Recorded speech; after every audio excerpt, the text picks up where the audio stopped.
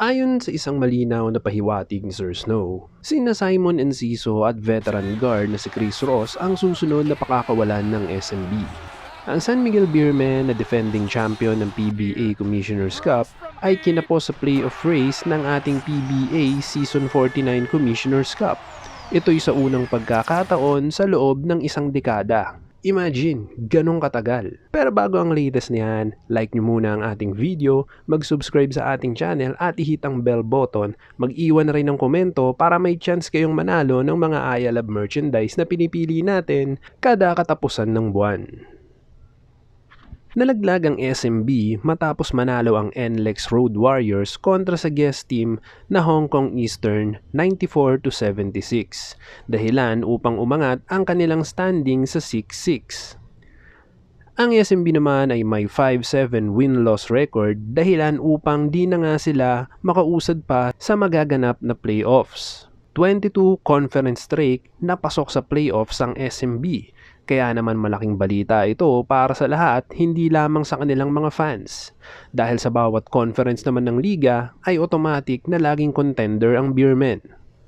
Ang huling beses na bigong makapasok ang SMB sa playoffs ay noon pang 2015 Commissioner's Cup, kung saan nagtapos lamang sila sa standing na 4-7 win-loss record.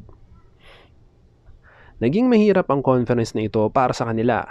Nandiyan ang pagpapalit muli ng coach, trade, at maging ang ilang ulit na pagpapalit din ng import. Kailan lamang ay pinakawalan na nila si Terence Romeo at Vic Manuel, kapalit ni Wami Chongson at Ray Cahilig. At ngayon, ang napapabalita naman ay nasa trading block na sina Enciso at Ross.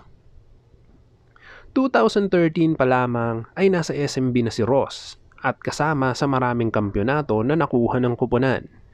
Habang si Enciso naman ay 2021 noong nalipat sa SMB from Blackwater Bossing.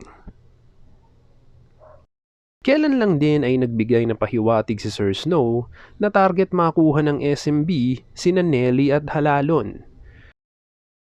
Eto na kaya ang tamang oras at tamang trade para sa SMB? Napakalaki ng tsansa na mag-rebuild na talaga ang Beermen at asahan pa natin ang sunod-sunod na balasang magaganap sa kanilang team. Kung ngayon tatanungin, bagay nga ba na mapunta sa SMB si Halalon at Nelly, kapalit ni Enciso at Ross? Comment down below. Tara, kwentuhan muna tayo about PBA.